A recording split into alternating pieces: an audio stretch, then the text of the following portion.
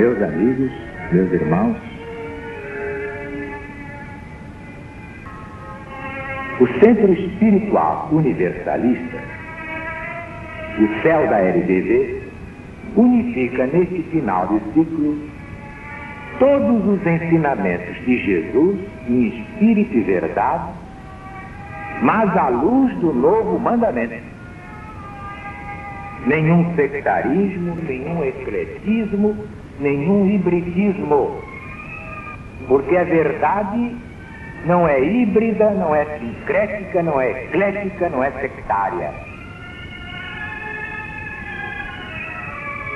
A doutrina do céu é exatamente a doutrina do Cristo de Deus, acima de todas as perversidades geradas pelas religiões humanas, diletas filhas de Satanás ou do Anticristo.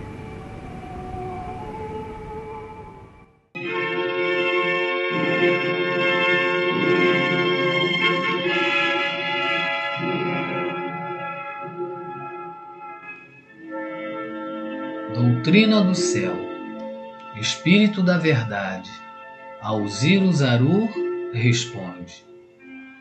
A lição de hoje é a comunhão do Cristo, publicada no jornal Gazeta de Notícias, no dia 18 de novembro de 1970. Os ensinos do céu da LBV, no capítulo em exame, parece ter relação com o chamado sacrifício da Eucaristia. Que diz a isso o Espírito da Verdade?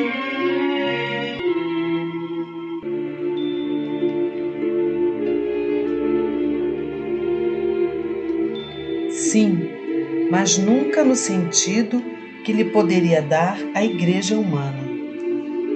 Não admitais que o corpo do homem possa servir de morada, nem eterna, nem temporária, à divindade, como pretende a Igreja romana, cujos erros provieram todos da falsa interpretação das Sagradas Escrituras, pois sempre as compreendeu segundo a letra, jamais segundo o Espírito. Não admitais que o corpo e o sangue reais do Salvador, expressões do romanismo, se possam equiparar aos alimentos humanos e ficar, desse modo, sujeitos às leis da digestão no corpo do homem.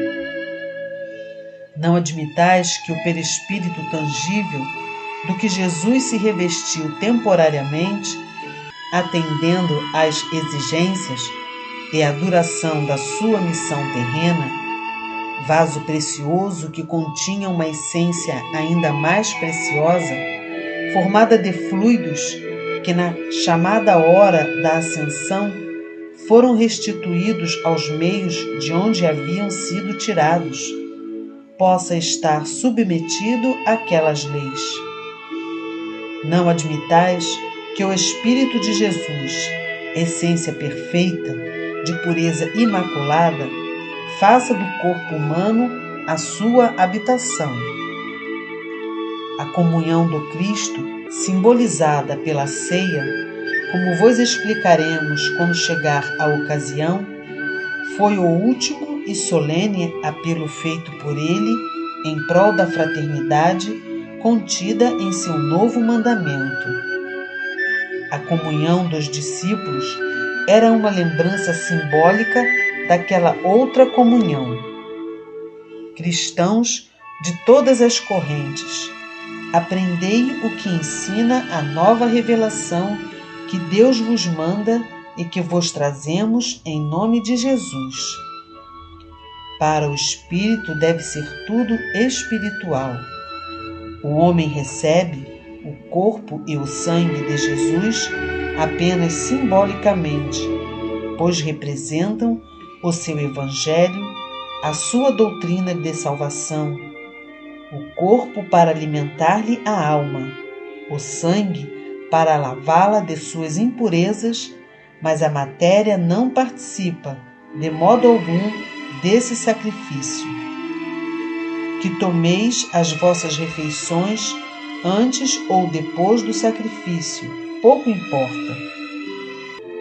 Das superfluidades humanas é que cumpre vos abstenhais antes do ato da comunhão, que deverá simbolicamente aproximar o vosso espírito do Redentor, que, fazendo a sua aparição na terra, se abaixou até vós para vos elevar. Praticai sim esta abstinência, com o intuito de vos preparardes para essa festa de família. Imponde-vos algumas privações que possam redundar em proveito, tanto material quanto moral e intelectual de vossos irmãos. Imponde-vos mortificações morais. Convidai para a ceia do novo mandamento aqueles que se houverem afastado de vós ou de quem vos houverdes afastado.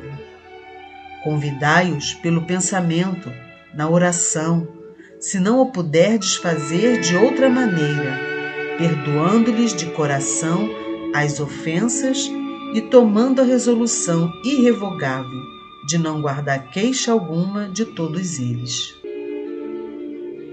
Praticai a ceia do Senhor espiritualmente, em comum como os apóstolos sempre realizaram, até a época em que as paixões e os maus instintos forçaram a mudança, determinando a instituição da comunhão aparente.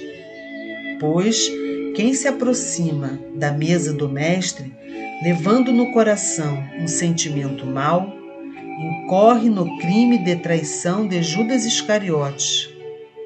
Restaurai a ceia do novo mandamento, convidando os irmãos de todas as crenças religiosas e filosóficas, pois só assim cumprireis a ordem do Cristo, formando um só rebanho, para um só pastor.